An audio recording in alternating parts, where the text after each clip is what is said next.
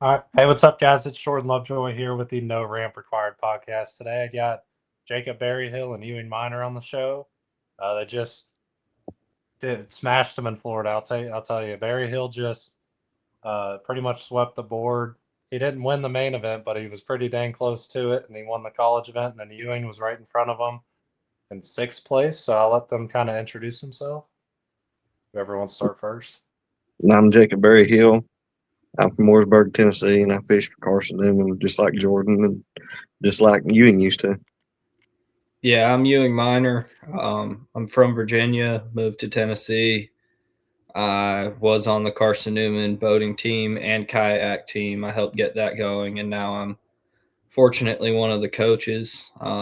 They trusted me enough to take these guys around the country, and so far it's been going really good. They've kept their heads down, and now we've got a podcast going with Jordan and hopefully some sort of YouTube deal.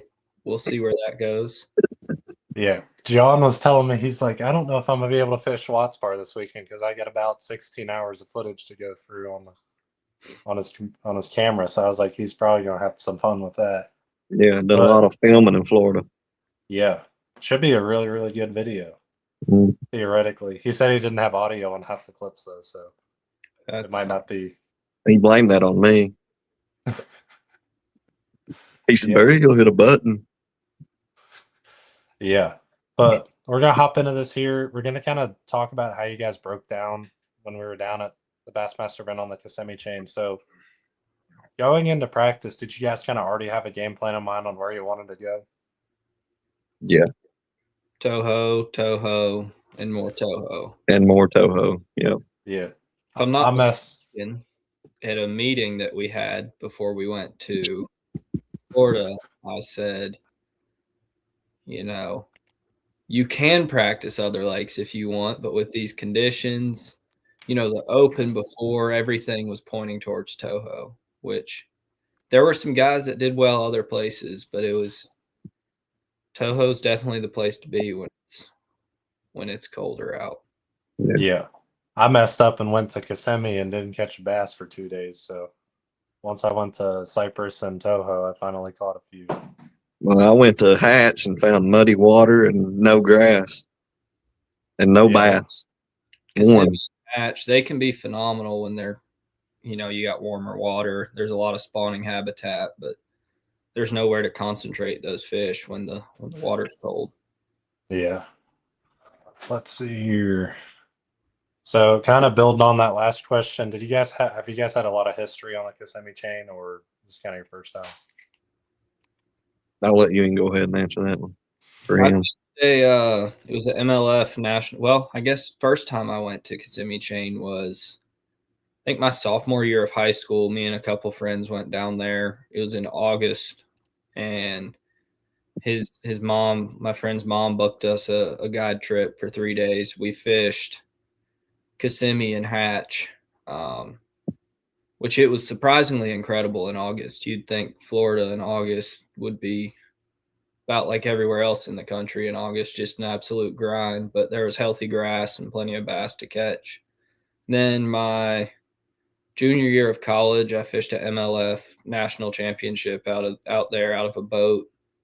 I caught what's my official PB, 9 pound 1 ounce. I know I've caught some heavier, but didn't have a scale with me.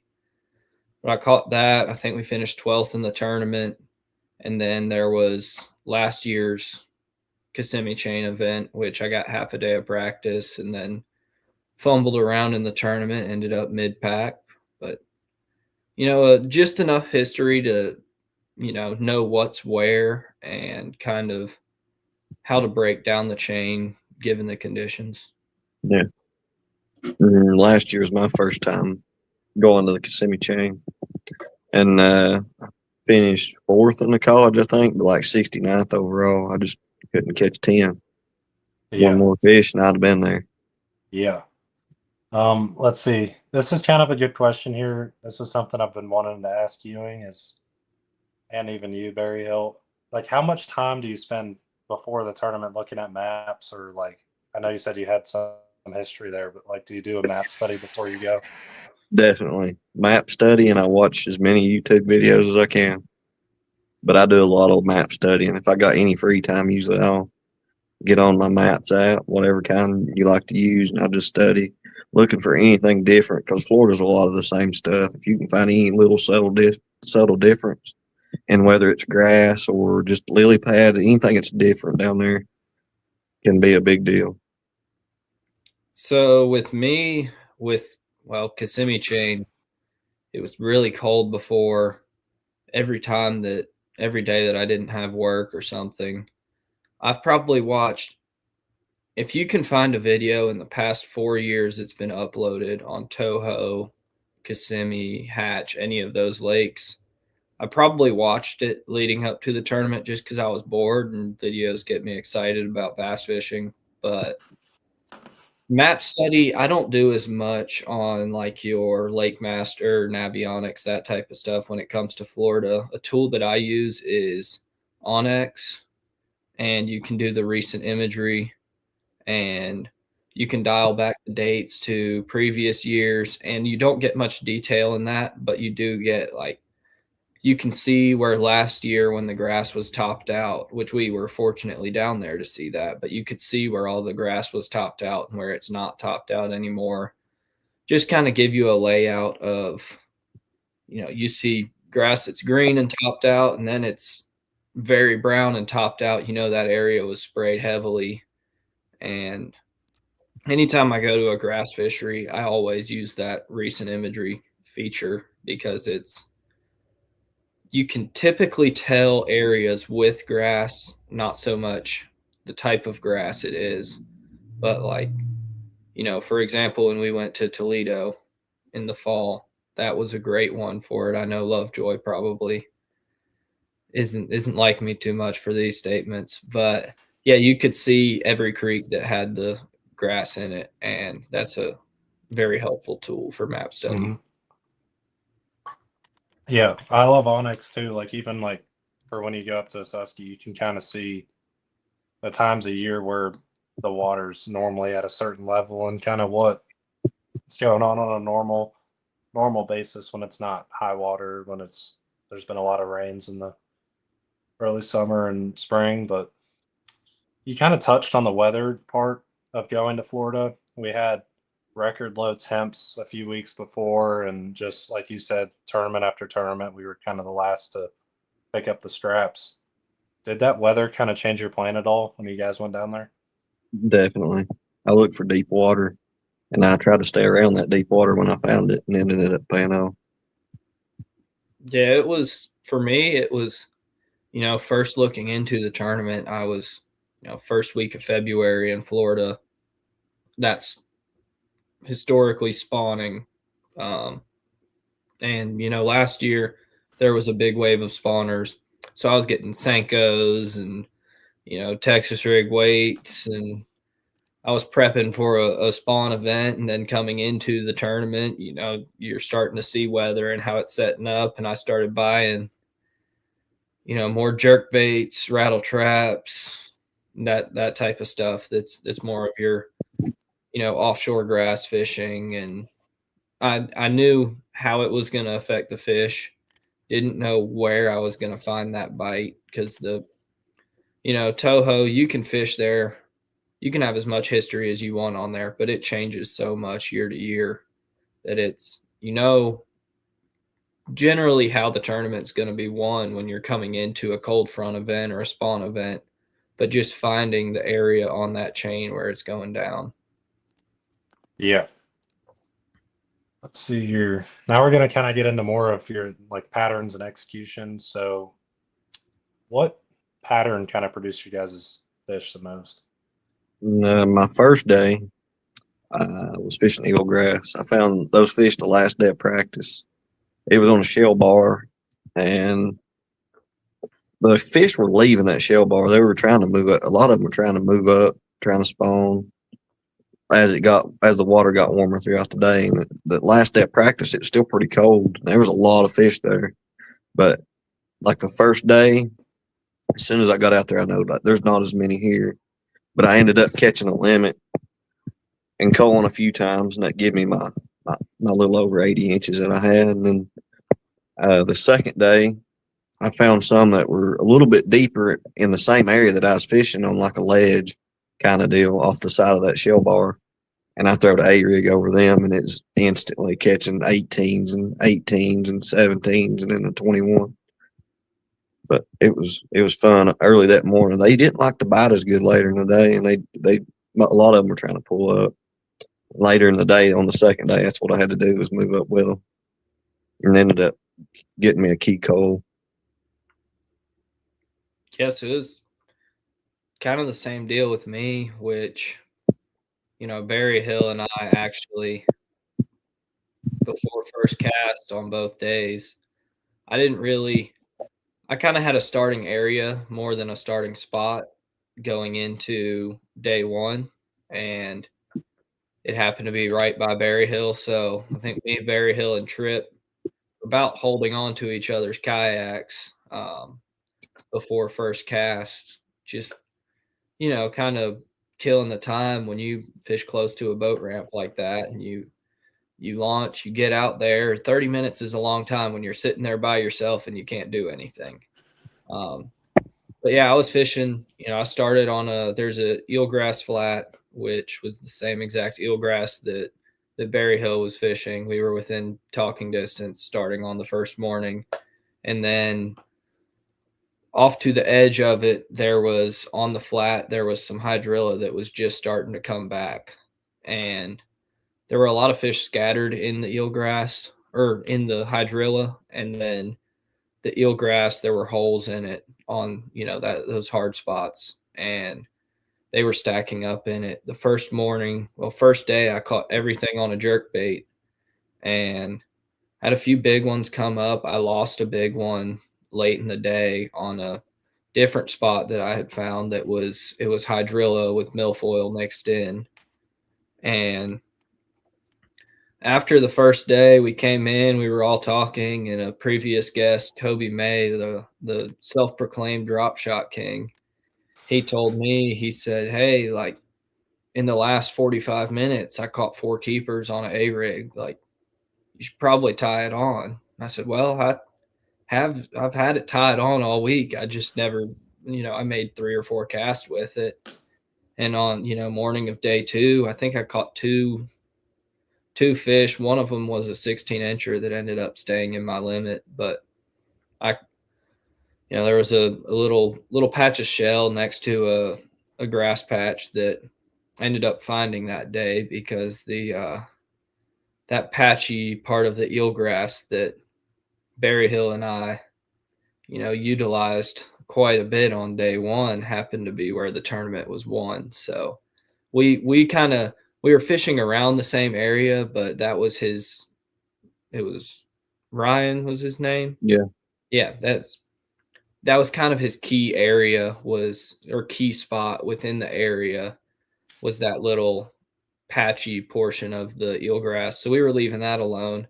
I ended up finding another little hard spot with some eelgrass mixed in off to the side, and I had a couple fish come up on the jerk bait and they weren't acting right on it. So, well, I'll pick up this A-rig. In my first 3 casts, I caught like a 15 incher and an 18, and I just kept that locked in my hand for a while. Ended up putting a 19 3/4 and a 20 3/4 in the boat. And for me, I know Berryhill had a different situation with them. They kept biting his A-rig, but for me, at about 12 o'clock, they kind of quit biting it for me. They'd chase it, and I don't know if that's the area I was fishing, but it was getting warm. Had to strip out of the bibs and take the hoodie off, and it to me it felt what I would call wormy out. Water had warmed up from 55 in the morning all the way up to 61, so I was like, I'm gonna go flip the edge of these pads, and I get up there and they had that green slime coming off of them, so I immediately knew that wasn't going to be anything worth my time. And I picked up a Nico rig and just started pitching it around between that eelgrass and the lily pads, there was just some bare bottom. And I caught 3 fish in the last hour. One of them was another 19 3/4 that, really boosted me up the leaderboard. Yeah. And you guys kind of touched on like the water, like the general, like I guess grass that you were catching them out of, but like how deep were the fish you guys were targeting? 5 to 8 feet. All mine were between 5 and 8 feet. There was one spot on the little lip that I was fishing that had a actual school on it, like kind of like a Tennessee River school. And two of my fish I had the second day come off of it, a 17 and an 18.75. And I even tried dragging stuff through there, like a Carolina rig and a plug, and they wouldn't touch it. But if you brought that A rig over their head, they'd eat it. But it was just a difference in bottom on that spot.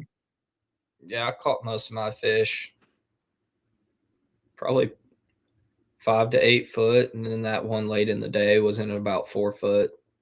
And that's just, I know Berryhill pulled up at the end of the day and got a good call. But that's part of, when you're fishing anywhere in the country in the springtime, but especially in Florida with how fast that water warms up, being able to know that, okay, this water's warming up really quick. The fish aren't really here.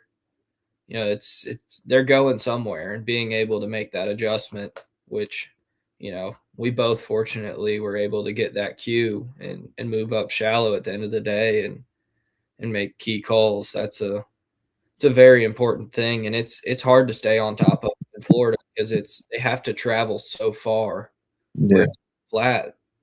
If you have fish in East Tennessee, if they move from 8 foot to 5 foot, they've probably swam 10 feet, but that could be 100, 200 yards in Florida. And, it can be challenging to relocate those fish, but They move fast too.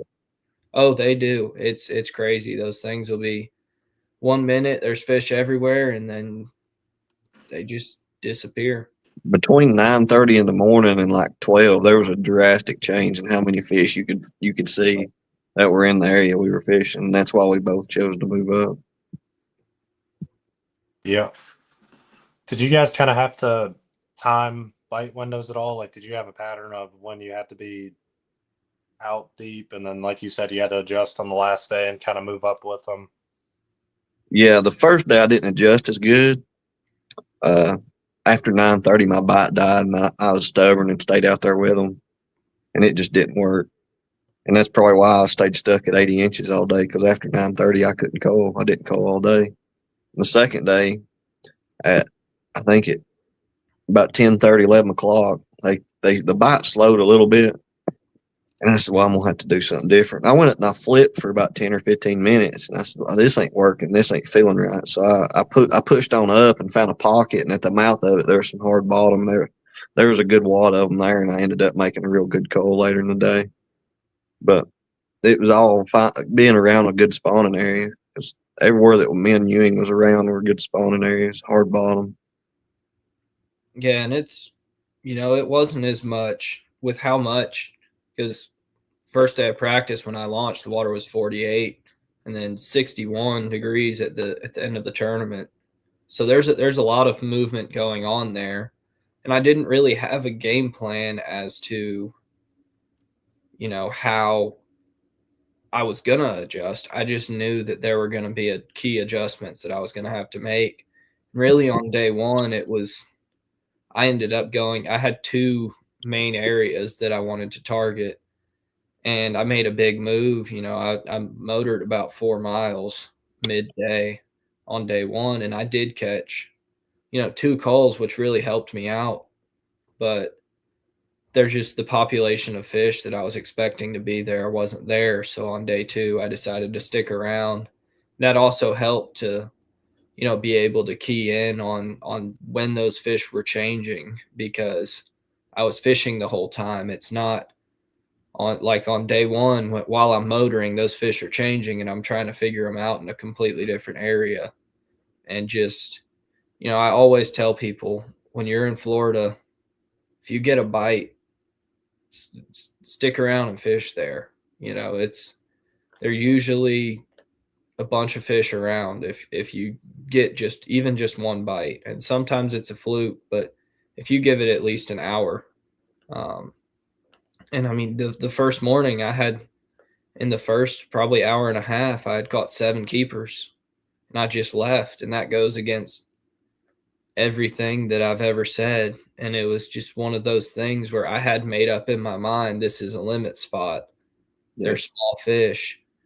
And when I caught 7 keepers and they were all small, I just moved on, and didn't even think about the fact that maybe once it started warming up a little bit, the females would pull into there.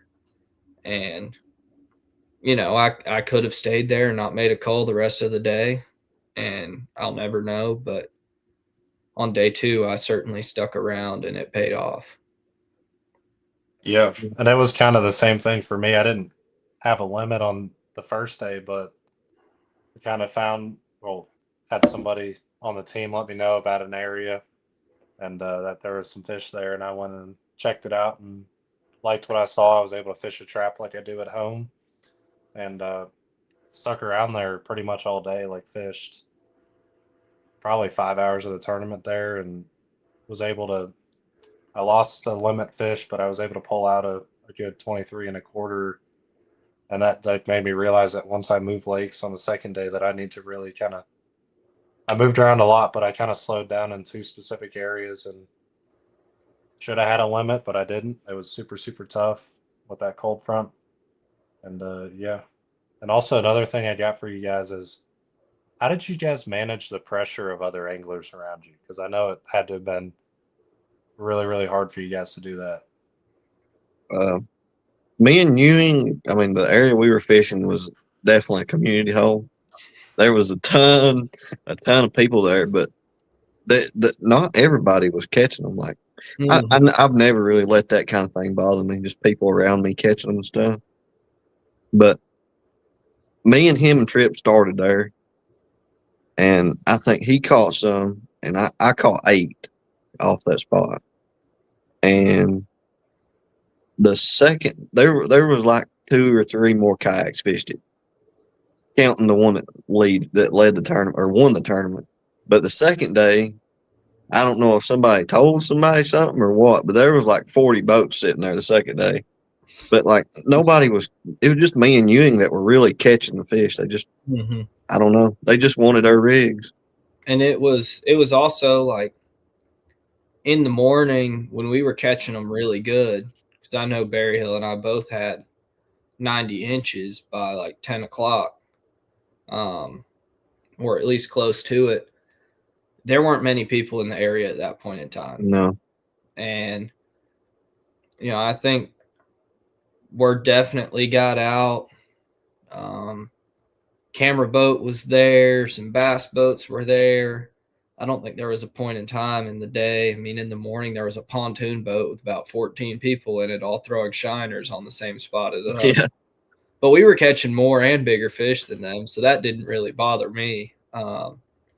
And it was just people in and out all day, but towards the end of the day, people just stuck around.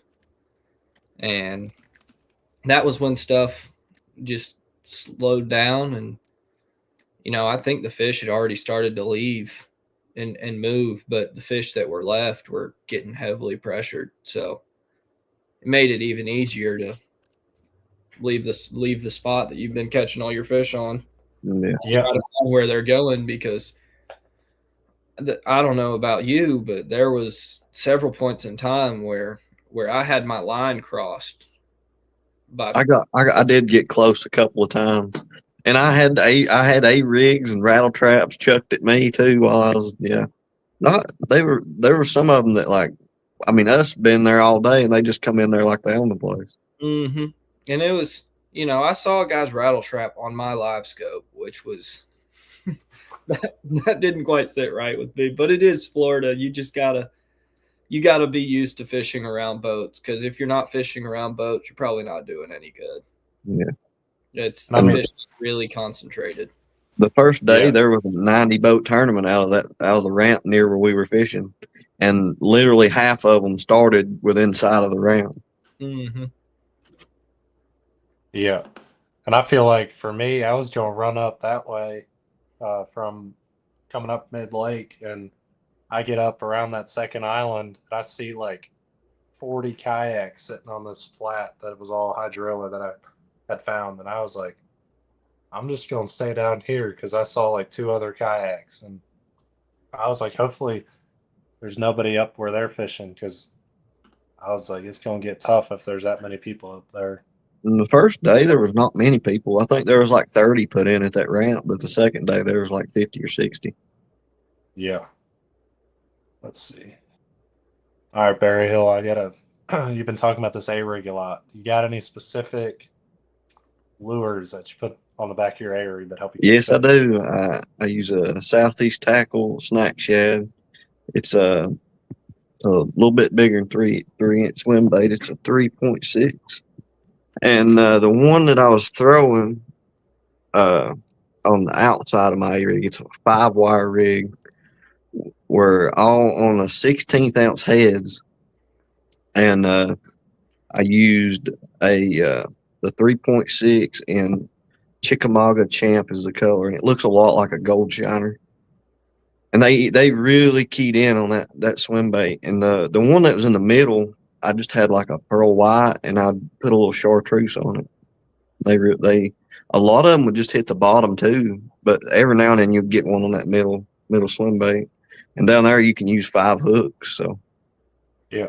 Do you kind of want to talk about the plastic that Southeast Tackle uses and kind of how they make their stuff? yeah, he hand pours all of his plastics. He makes a lot of different soft plastics. He makes a technique worm, which is amazing. I catch fish on it year round, and his snack shad. And he uses a real soft plastic, but it does have plastisol, so it's real durable. And I went through 2 swim baits all day. I probably caught 50 fish the second day, and I only went through 2 swim baits. And there's a lot of brands that there's no way you could just use 2 swim baits all day on a 5-wire rig. Oh, I was throwing a Crush City Mayor, and I think I went through 2 packs. So. Yeah. And Berryhill's always talking about this technique worm. I'm gonna have to give one a shot. Oh yeah. Good. Yeah. Even Ewing throws it some. Mm-hmm. Yeah. Let's see At here. first, I was like, "Oh, this technique worm, this technique." I was kind of a hater at first. I was like, "Oh, he's just promoting these people," and then I was like, "Wow, he's for catching them everywhere on it. I ought to get me a pack." And I used code BarryDeal10. Yeah. And that saved me some money. And no, it is a really good worm. I do like it. That's the only thing I've thrown from Southeast Tackle, but it was because I just saw how many places he had caught them, and it's just I don't know, it's like a 5-inch worm. Yeah, 5-inch, and the plastic floats. Mm-hmm. It's got special scent on it. It's a good all around worm. I know Berryhill's probably caught them rigged every single way possible on that Carolina rig all day long with that thing. But Yeah. I've Nico rigged it a lot on chick, and I've caught some really good fish on Nico rig on it. And I shaky head it in the summer and drag it on the ledges. Will Shepard said something about the scent that I can't say on the live. So No. he said it involves some sort of gas station pill, but I ain't gonna talk about it. Oh gosh. Let's see. The other question I got for you is, so how did your guys' boat positioning and boat control kind of play into your success down there? The biggest thing with me was my motor went out in practice, and I had a good buddy. He's a big tall guy, and he runs a podcast, and he let me borrow his power pole for the tournament for the first day because the wind was going to blow really bad, and I really appreciate it because it kept me off the fish. I was only fishing in 5 foot, so the power pole would touch the bottom when I put it through my scupper hole, and I just sat there on that one spot for probably an hour and a half and caught my limit and cold a few times. And then the second day, I got a Hobie it's a PA 14 with a 180, but the rudder on that thing was great to keep me in line because I was going down a line on my graph. I was using my mapping and I stayed on one line going down this channel. But without that, without being able to steer as good as I can with it, I would never have been able to do as good as I did. Yep. Yeah. Well, Anything you? I have a PA 14 360, which I really love, especially if you're doing any live scoping. Being able to, like, if there's a grass clump or a hole that I want to target, being able to hit your bait straight over it the first cast is important. So just the maneuverability of being able to turn my kayak if I pan over and I see a hole or a grass clump, being able to turn my kayak and face towards it to make sure that I line up with it perfectly first time. Because a lot of those big fish, the smaller fish, if you throw it a little off to the side of them, they'll come and get it. But usually you've got to get those big ones to, see it come straight over their head. They react and they don't do much thinking. They just go eat it when they get a long time to look at it because it's 5 foot off to the right and they go swim over to check it out. They're just not as fired up, and I find myself not catching those fish if I don't hit them dead on first cast. And the second day, me and you, well, him both days, but me the second day, we were both utilizing our live scope to catch the fish that we did, and it was a big part in our success. Yeah. How did you guys stay mentally locked in down there? I know it got kind of tough, like seeing all those people. Like, how did you kind of just get your focus right and stay out there and just do what you guys did?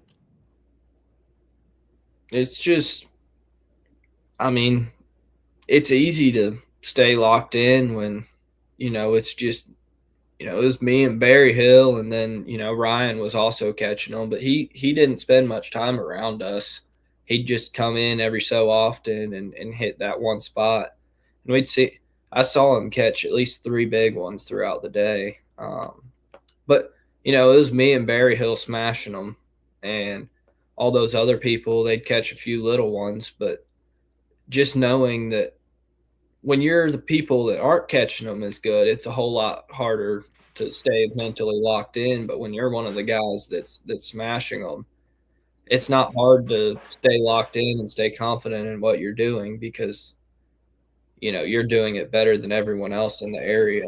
But I have had times where I'd say it's much tougher when you're watching someone catch them and people climb up the leaderboard around you and you're not doing anything. Yeah, because then you get in panic mode. Mm-hmm. You're like, well, why am I doing this? It's not working. But it's a lot easier. Yeah, like you said, it's a lot easier to stay locked in when you're catching them. Yeah. And how do you guys think you separated yourself from the field? Like, also going back to how many people were in that area, like, do you think it was an adjustment to throw in the A-rig, or do you think it just was kind of the specific area that you guys were focusing on? The specific area, I think, was a big part. The A-rig was also a big part. A lot of people around us would throw it like they had scope. A lot of the people around us had scope and was trying to use, like, they were not really using it. They would just cast it around. And that's the thing with down there, the A-rig, you can be so efficient at covering water, especially with scope, that you're catching all you're not wasting casts.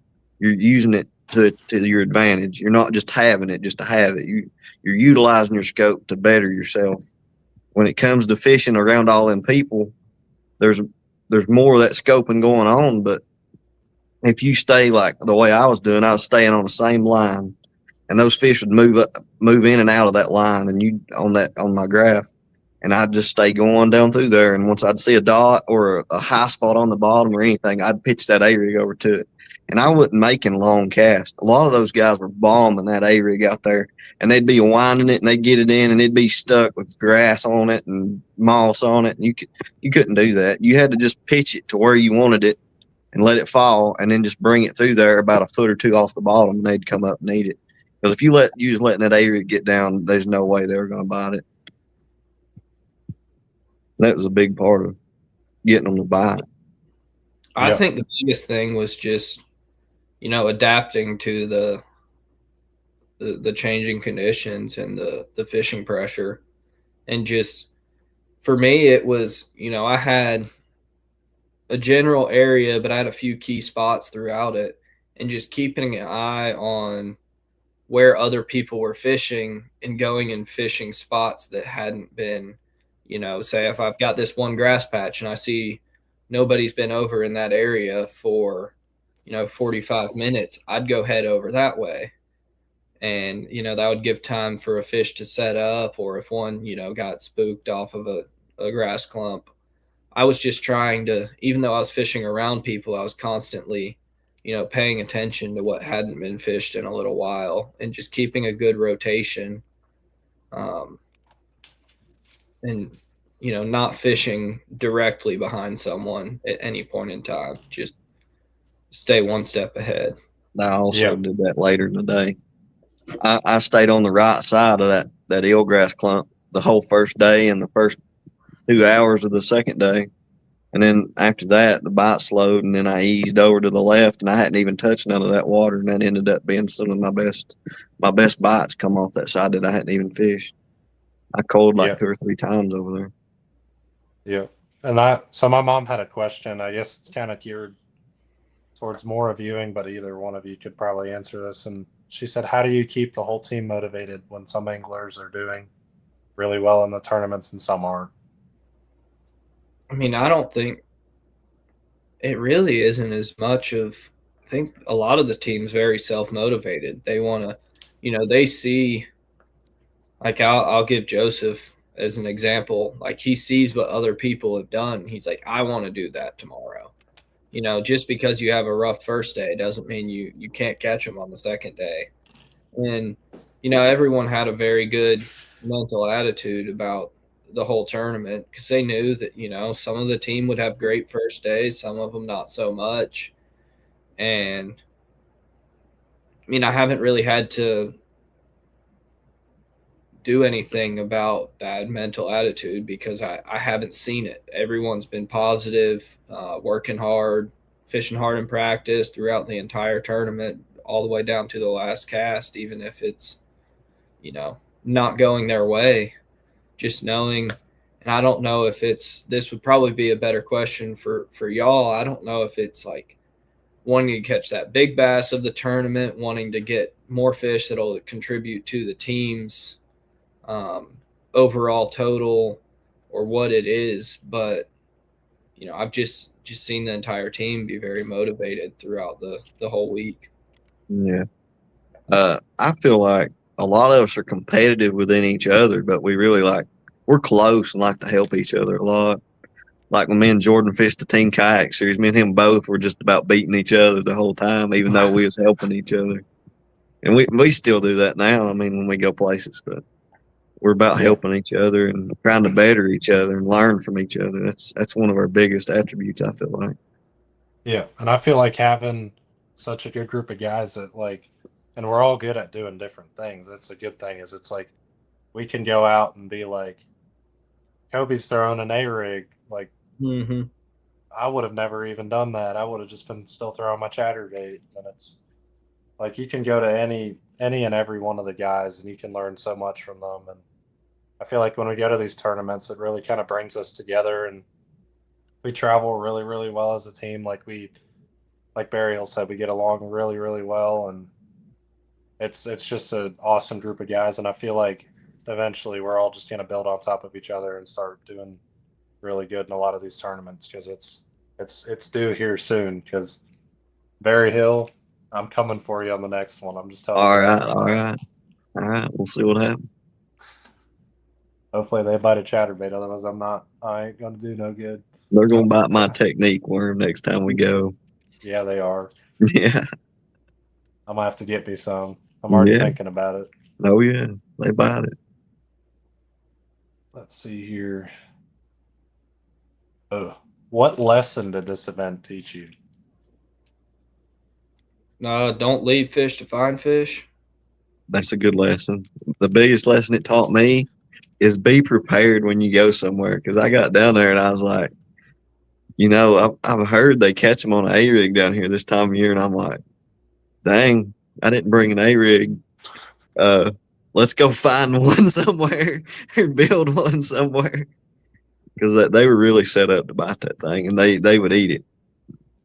Yeah, I guess another lesson for me is, use all the tools that I've got, because in that A-rig being one of those is, I had it tied on during practice. I made a few casts when I wasn't, I'm not catching anything on anything else. Oh, let me try an A-rig. Well, I guess I'm not biting it, but I'm not catching them in that area anyways.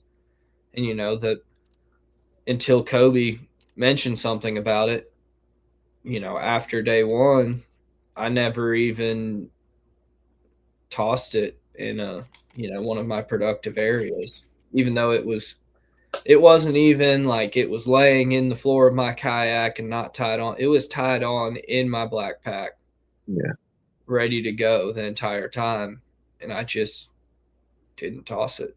We both started this tournament thinking like very narrow-minded. You were dialed on the jerk, and I was wanting to throw my chatterbait, and that's what we started out doing the first day, and we just had to adapt that second day to get us a better bag.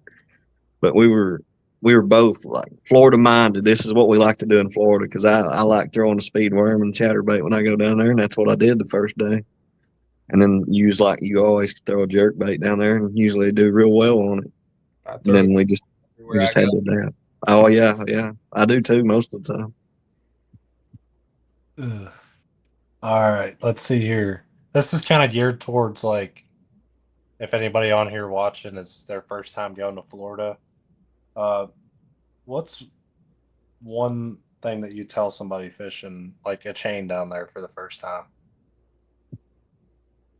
Go fish your comfort. Yeah. I tried to force it at first is like this, you watch Florida videos and you see they're throwing a big easy, they're punching. Like if you're good at fishing a jerk bait, go throw a jerk bait. Like there's on most of the chains, which fortunately Kissimmee Chain, you've got a little bit of everything as far as Florida goes. You've got a little bit of everything. But just find a lake that suits your style and fish baits you have confidence in, because just because it's in Florida doesn't mean you have to go throw the baits that the people from Florida throw. Because if you go try to beat a guy from Florida on a big easy, you're in for a real butt whooping. Yep. You're not going to catch them near as good as him. Yeah. And that's a good answer.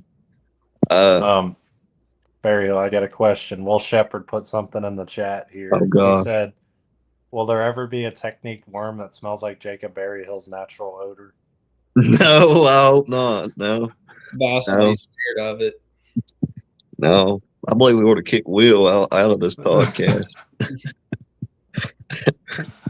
And then I got one more question. Rollins asked, on average, would you say you made like 6 to 7 casts before you got a bite, Berryhill?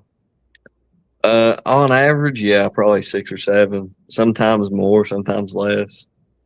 But there'd be streaks where I'd catch 6 or 7 at a time, in a row. Yeah. Yeah.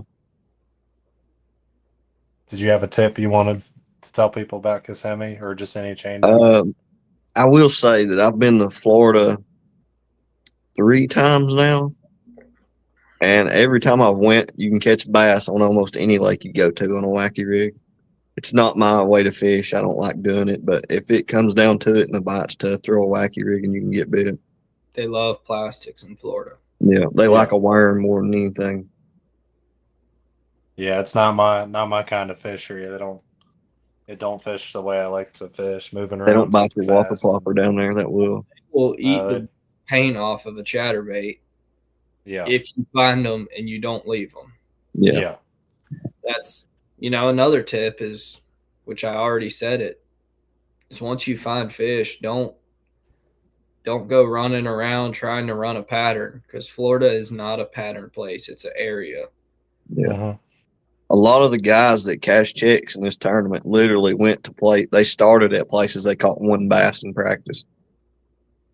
I mean, you can go back on the live and watch. They're like, yeah, I caught one there. The dude that got second with the 114-inch limit caught one bass in practice, and it was a 9-pounder. Went back. He had 60 the first day, lost a 20-incher, and then had 114 inches the second day. I mean, just one bite is a big key in Florida. You can fish and fish and fish, and you get one bite in a 100-yard stretch, and you're like, well, that's the only bite I got in practice. You can go back and catch a sack just because that's the area they're in. Yeah. And I feel like it's almost like you just got to kind of predict it a little. Go off, like Ewing talks about this in one of the meetings. You got to kind of just go off, kind of almost like your gut feeling, like they might pull up here. Like you might not, like you said, you might not find much in practice or whatever, but you have an area that looks like an area that they'd set up in if the water's warming up. And like they might pull up there for the tournament on Saturday, Sunday. And I feel like that's kind of how a lot of the guys caught them, and so they had a lot of fish moving up. Yeah, like, I know there were some people that practiced 5 days down there. And if, on Monday when it was brutally cold, someone could have easily fished the spot that, me and Berryhill were, that area, and not caught them there. But if they saw this sets up really good, the water temp's 47 right now.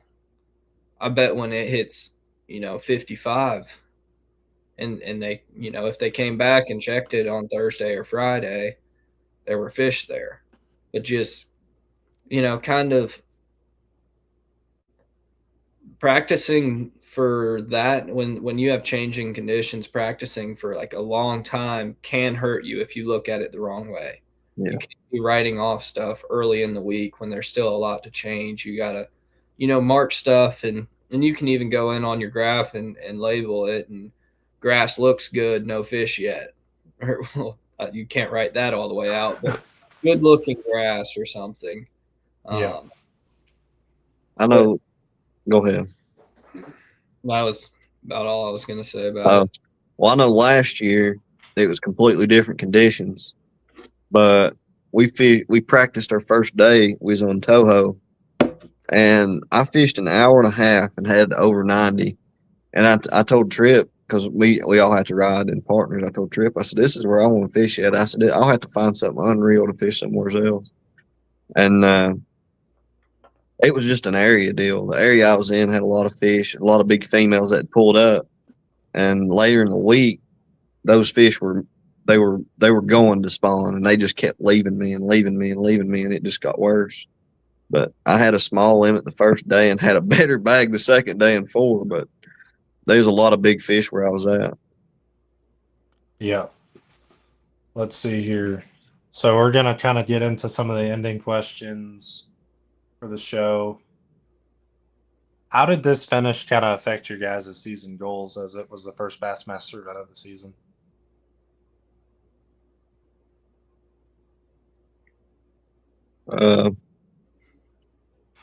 Got a shot at Angler of the Year. Yeah. Both of us. I mean, really, that's about the only thing we can get out of the finish from that tournament is we both have a shot at Angler of the Year. We're just going to have to fish our tails off this season. For me, last year, my first tournament, Kissimmee Chain, I think I finished 58th. If I had my finishes last year and I got a 6th in Florida instead, getting a good finish in Florida is tough. And that's a really good start to the year, because it's, I was down there and I'm not great at fall fishing. I'll admit it. And I was trying to call out my Florida event in the fall, and it didn't work. And had I had a good start, I might have been able to pull off AOI. So, and also just good points to get into that championship.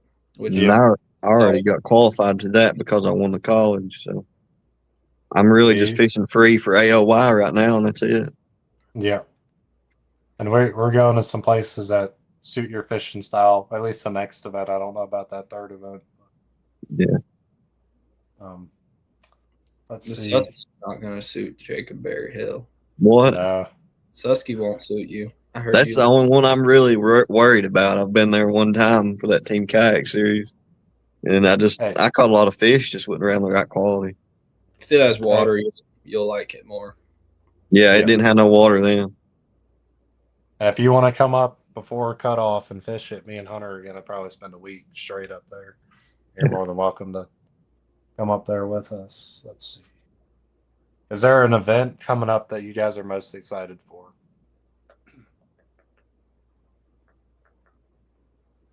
Probably Caddo, never been.